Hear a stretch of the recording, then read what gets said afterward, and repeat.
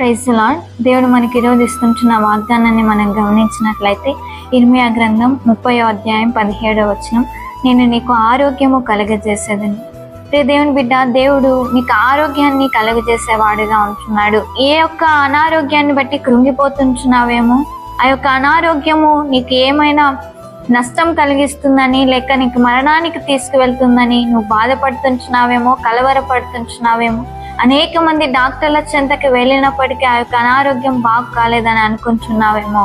మన పరమ డాక్టర్ యేసయ్య ఉన్నాడు. ఆయన మీకు ఆరోగ్యము కలుగజేసి మిమ్మల్ని ఆరోగ్యవంతులుగా చేసేవాడుగా ఉంటున్నాడు.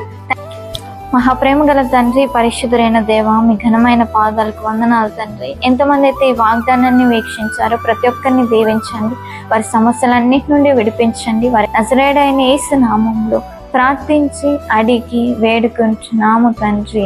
ఆమెన్.